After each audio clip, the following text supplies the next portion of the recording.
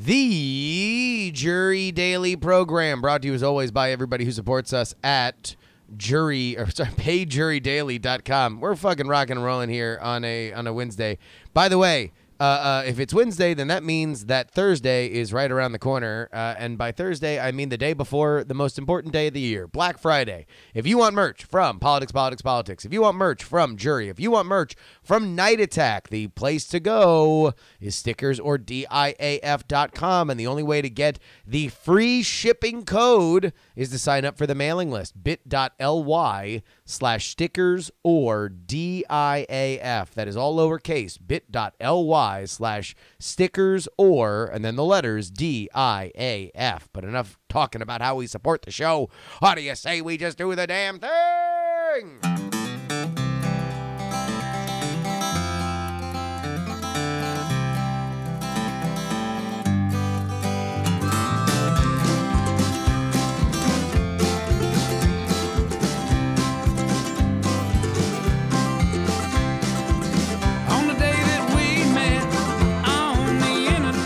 Oh, folks, travel week rolls on. Yes, this is an episode that you guys might need right now. Today is a big travel day. Tomorrow is also a big travel day. This is the biggest travel day of the year. This is also the biggest bar night of the year. But to talk about all of it, somebody that has traveled these roads, and unlike yesterday's guest, Brett Rounsaville, would not be corrupted by groupthink, because me and Brett think a lot alike because we traveled a lot alike. This is an independent traveler, but a friend to me, you, and the world. Ladies and gentlemen, Brian Brushwood. How you doing? Oh, hello, beautiful people. Man, it's been too long. Thank you for having me back. Did you know that today was the biggest bar night of the year? No, but it's certainly, like, I just got out of the gym, and you walk in, and it's a freaking zoo, and I'm like, I'm like tourists. We're all tourists. I'm here every day at 11. Well, yeah, I guess everybody is probably trying to work out, because this is when everybody comes home, and so now this is like when you, in our youths, you would come back and try to get smashed with your high school friends and stuff like that. Right. But for us, but I guess that makes sense for the bars, because also everybody can sleep in tomorrow as well. So you got that going for you. Yeah, right. There's not a whole, unless you're actually cooking, then you probably have to wake up. Man, I just wanted to say some old school misogynistic stuff your grandparents would think is funny. Well, you want to know what? You can save that for the dinner table, when everybody will get mad at you and then go to sleep unhappy. So right now we are talking about traveling. We're talking about hotel and rental car specifically. So here are my hotel tips. Well, actually, we'll do hotel tips first, because I know me and you have a slight difference in how we handle hotel stuff, which is why I wanted to have you on. Hotel tip number one, you can wait until the last minute. Unlike many things when it comes to traveling, this is the one thing we can say with 100% certainty: you can wait until the last minute, right? And yes, and then this is also the part where everyone says, but not at Dragon Con, not at this place. I mean, let's take Patient Zero, Dragon Con, right? Yeah. This is a convention that swells the ranks of downtown Atlanta. It takes place in 4 hotels. There are only 4 hotels. 60,000 people come in every year on these exact days on a major holiday. It has been 5 years since I've booked anything in advance. Sure. And keep in mind, like, at the current Dragon Con, people are pre-booking the following years out. And I'm not going to say this is a good habit or a healthy thing to do, but I'm going to say that reliably, if you are willing to pivot and you don't get attached to one particular place, you can universally make those decisions at the very last minute and not even pay that much more than everybody else. Well, because the big thing that you're betting on is not that people have booked hotel rooms. Because if you look at that metric, they've been booking hotel rooms for a year, right? And this is even in an extreme case. So let's even look at a holiday weekend when you're trying to get into town, right? Where you're going to surprise your family by coming in last minute. You're not betting on that people have booked rooms. You're betting on somebody getting sick. You're betting on somebody having money troubles. You're betting on life happening to somebody and them being very crushingly disappointed that they can't make this trip, and therefore there is a last-minute room available.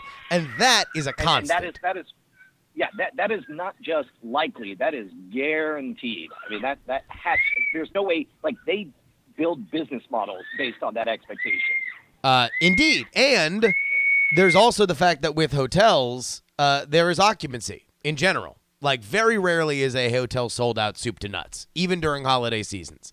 So I would say I would say almost never, because keep in mind, it's not just a matter of last minute cancellations and no shows and turnover, but then there are also rooms that they don't report as being possible to occupy because, like, maybe it's got a cracked mirror that's going to be fixed next Thursday, so they can't sell it at full price or whatever.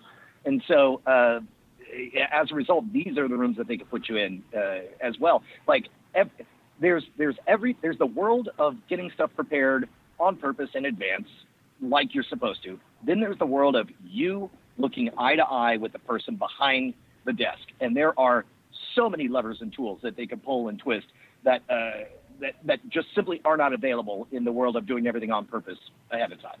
All right, here's tip number 2. If you are flexible about moving rooms per night, you can get an even better deal.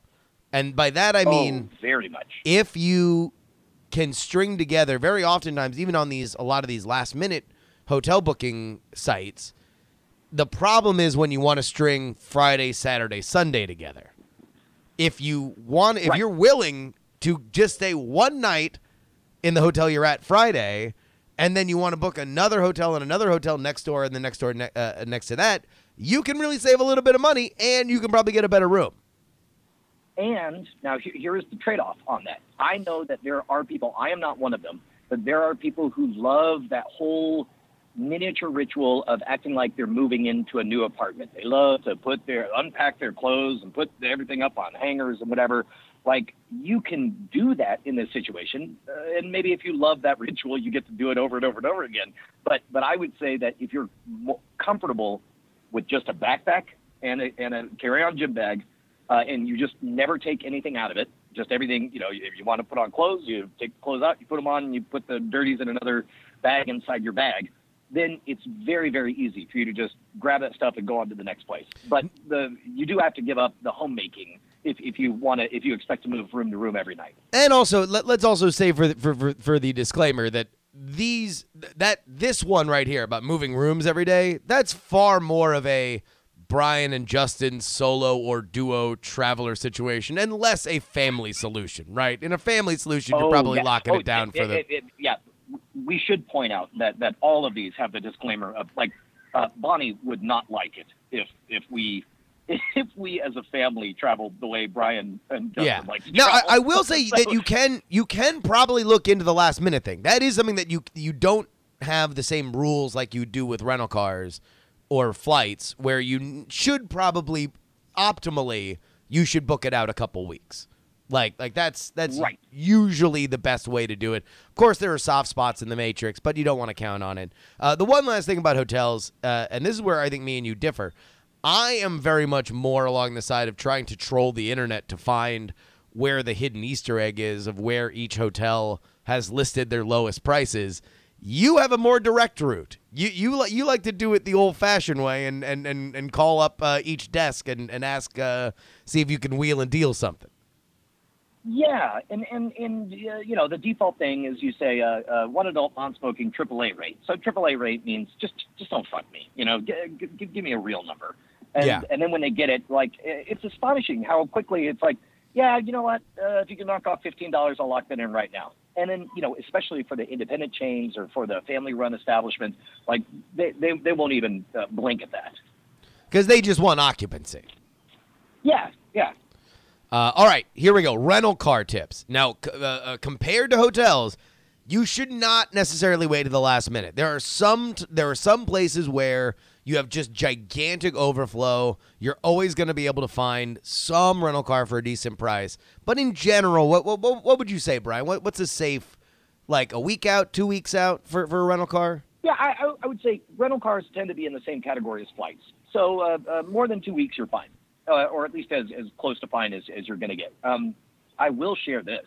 Yeah. In 20 years of traveling, there is one tip that is so good that it just collapsed all decision-making when it comes to rental cars universally and forever. It's so good that I don't even worry about booking cars last minute. It's so good that I never even think to use another company or another way to do it. By the numbers, this reliably is 30 to 40% off of the chump's price that is listed on the site. I don't know who at budget loves veterans and members who have served in the armed forces, but they give flat out their biggest discounts universally, full stop, to anyone who is a member who has insurance through USAA.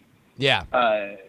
Once you apply that code reliably, I think the least I've seen is 30% off, oftentimes half off. You know, we're talking like last minute bookings, day of or before, like a weekend rate, an SUV for $20 plus all the taxes and fees.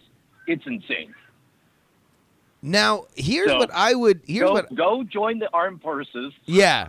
Serve for your 2 years, get USAA, and then enjoy the discounts with budget.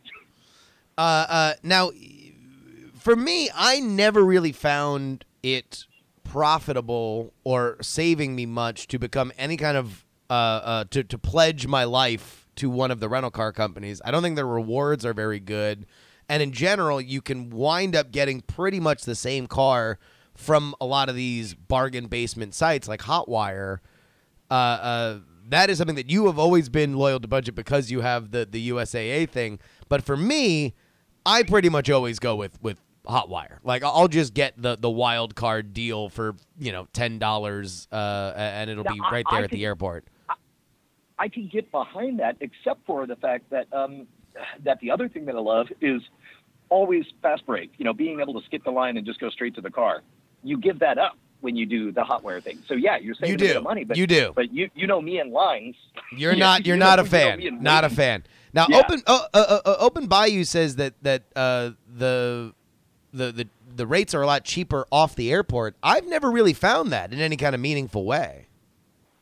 When he says off, like you got 6 or 7 in the airport, and then there's somebody just outside. Well, no, I mean, so not even a tram. Like, you would have to Uber or Lyft to the place to get it. Yeah, I've not seen, yes, reliably, maybe $10, $15 less. But again, man, the hassle factor, it's so not worth it. This is one of those things where rental cars is, for me, and again, it boils down to waiting in lines, going through checkout to checkout, and then go get your keys and wait in the line. This is one of those rare things where I think it's easier to work within the system than outside of it. All right, now here's something. Honest, they're all pretty good. Like pick any system. Here's something that I absolutely I want everybody to know. You need to know this if you are booking a car online, because the rental car renting process is fraught with pitfalls, and we are going to let you know where all of these fucking trap doors are. Number one. This is another one of those moments where it pays to work within the system, because I don't have to even think about all these. You're able to pre-select, no, screw you, not this, not that. Well, before that, when you are booking your car, you get to select when you're picking it up and when you're bringing it back. If these fucking companies were honest, they would not give you the option to tell you when you bring it back, because the way that they charge for their cars is in 24-hour increments. It does not matter whether or not you keep it for all 24 hours if you have it. So they're just asking, it's basically, you're just doing their job for them and letting them schedule out their day of when things are coming back. But it doesn't cost you anything to say, basically, whatever you do, when you are booking a rental car, if you're picking it up at 8 p.m., you are dropping it off at 8 p.m. whatever day that you're actually going there. Even if you're driving to the airport at 7 o'clock in the morning, you're dropping it off at 8 p.m. because you never know, and you don't want to have a situation where you were running over when you said you would bring it back, even though it doesn't really matter. It's always just going to be 24 hours. There was, in my 20-year history of traveling, maybe once or twice I remember somebody saying, and who knows, maybe they're liars, saying that there was a penalty for an early return. But I have to imagine that that was an edge case and possibly incorrect, even as the person told me that. Yeah, I have never had a situation where they have tried to charge me for an early return, and if they did, I would dispute the charge. Like, that's all you need to know about rental car companies is that they will find the way to squeeze the extra dollar out of you. And here's the other ways that they do it right there at the counter. Number one, decline whatever fraud insurance they try to give you. The only reason why I wind up getting insurance now is because I don't drive. I don't have auto insurance. And even then, if I had an Amex, I'd probably be able to have insurance. Yes, if you have insurance, you are covered. Yes. Whatever. People are, oh, but you're deductible. Whatever. Yeah, that's why you have insurance. That's why you have insurance. Decline it. Decline their fraud gas refilling. If you really want to be a nerd about it, you can find the gas station on the way back that you want to go to. It is 10 miles from the airport, industry standard. That's where you have to do it. They're going to scare you and say, oh, well, you better have a receipt. Tell them to go fuck themselves. I've literally had somebody ask me for a receipt a handful of times. I said, no, that was it. By the way, with the insurance, when they're like, oh, would you like the insurance? And I'm like, no, I have insurance. And then now that I don't have it, I'll just get the insurance online, whatever their cheap thing that they get off Hotwire. Oh, yeah, you don't even have a car anymore. Wow. I don't even have a car anymore, so I'll just get the cheap insurance from Hotwire, which is a couple bucks a day or whatever. And it's basic liability. And they'll be like, oh, do you have insurance? And I'm like, yeah. And they're like, who? I don't know, dude. Geico. It's like, do you have the card? No. All right, well, let's keep moving it along. Like, they don't really care. They're just trying to scare you into buying the insurance.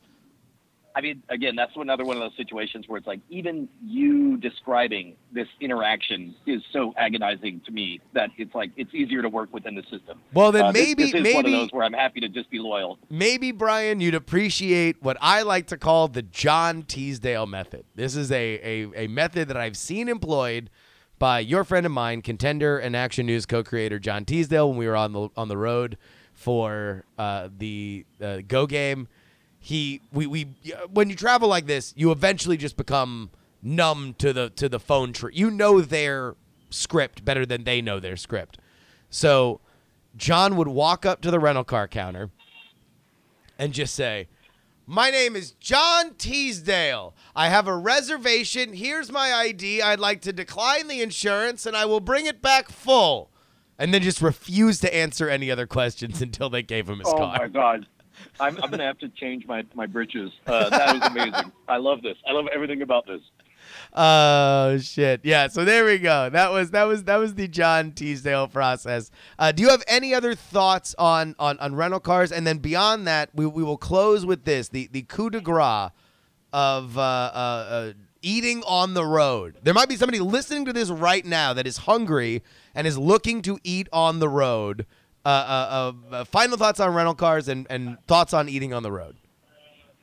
One last benefit is if you pick a team and stick with them, then it's not a huge thing, but you do get to shovel more points on whatever your airline of choice is. I think rental cars are in that same thing. Like pick one rental car company and one airline, and in general favor those.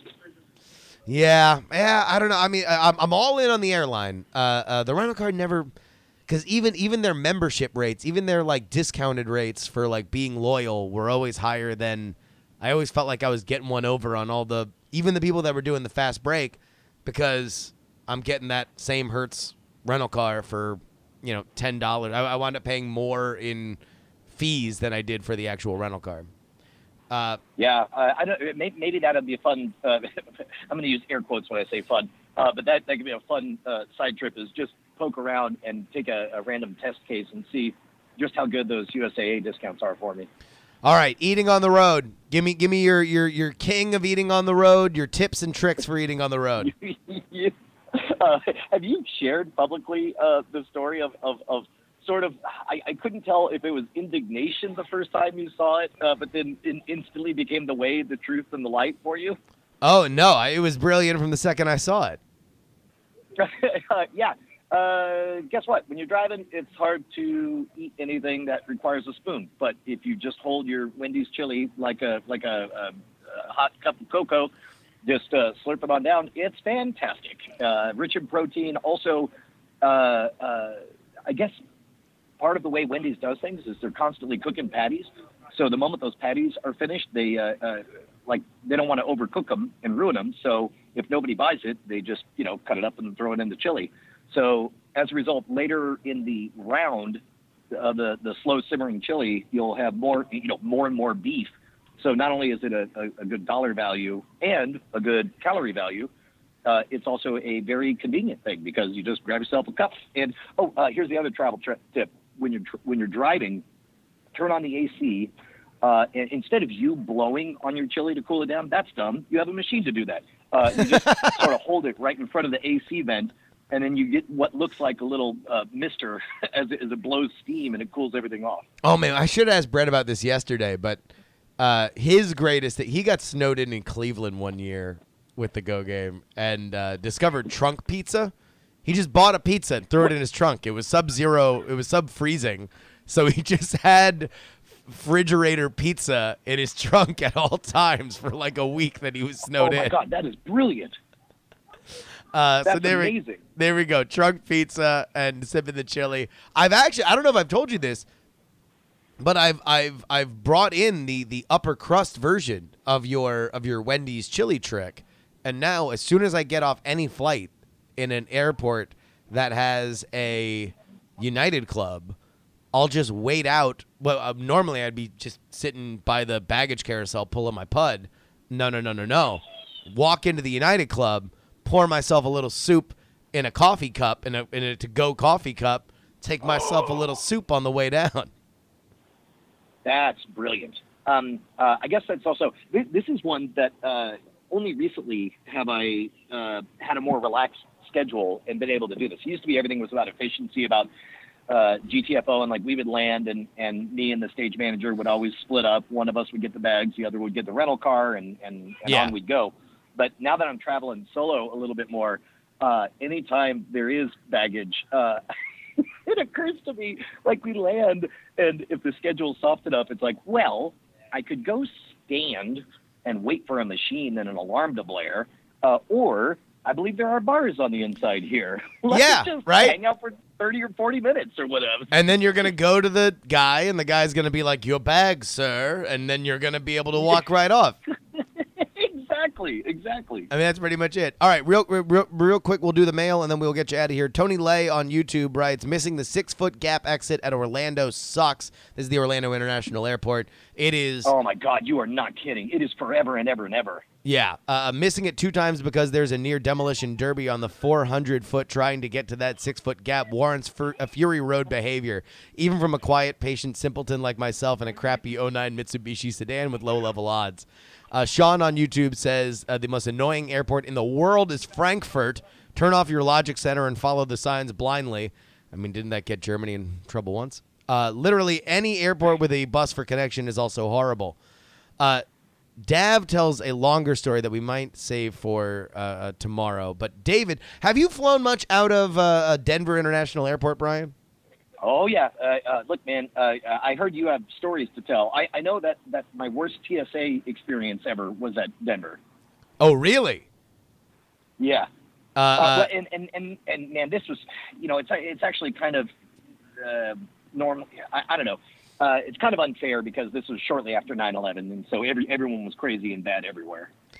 And by the way, have you retired your one-man traveling show protesting your constitutional rights? You know what? I decided to. There was one time that I decided not to. It was finally long enough that I was like, you know what? nobody cares but me. And also, I don't even know how much I care anymore. Real quick, Brian. Let me just fill it in for everybody who doesn't know. Your move at TSA would be to opt out, so you weren't going through the tube of radiation. You would get patted down by somebody.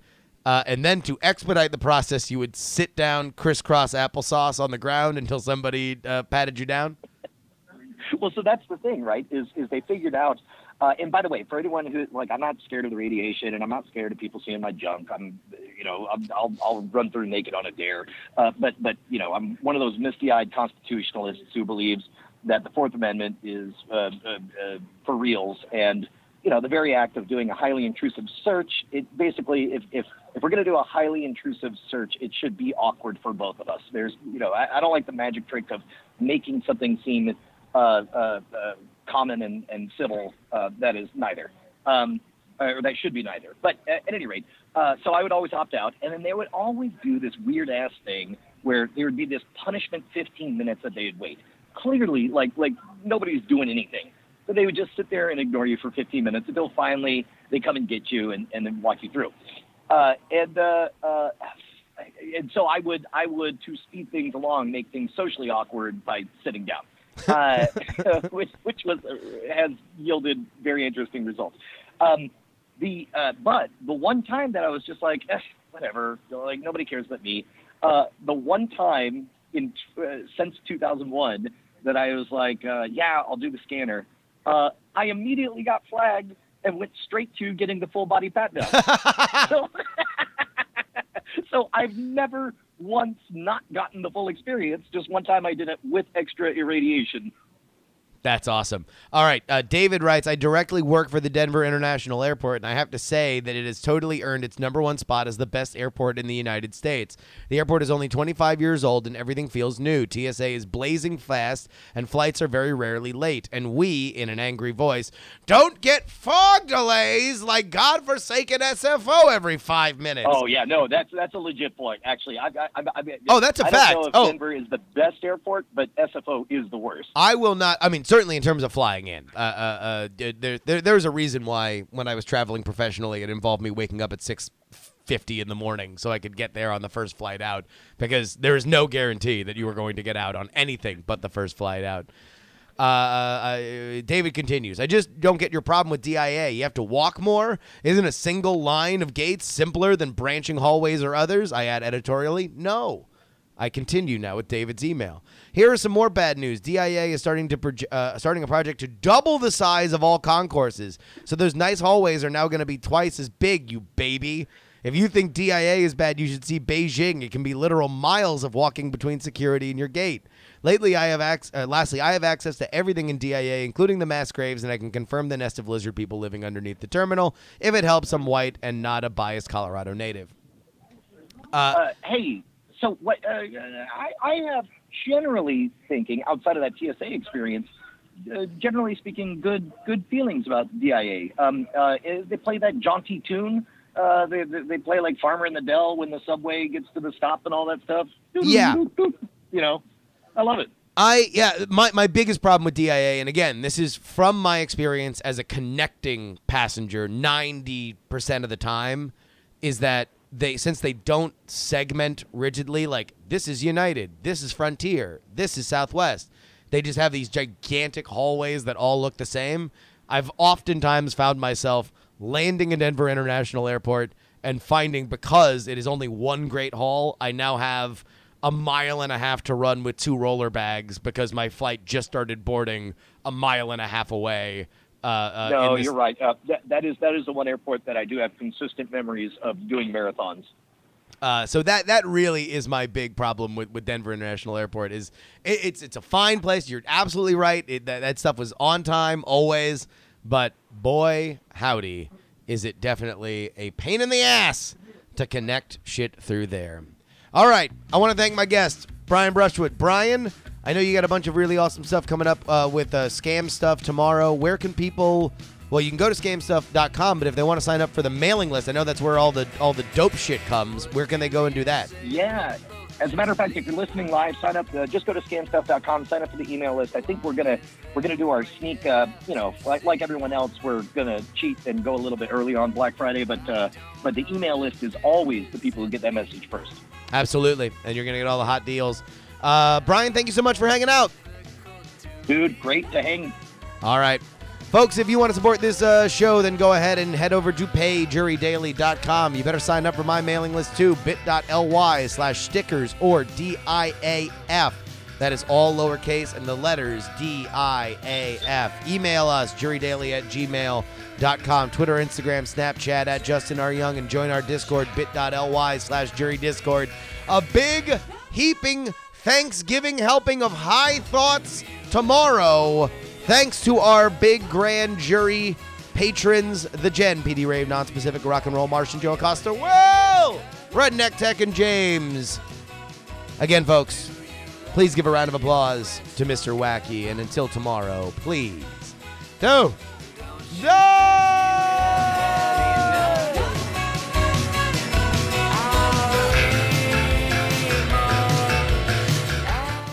Diamond Club hopes you have enjoyed this program.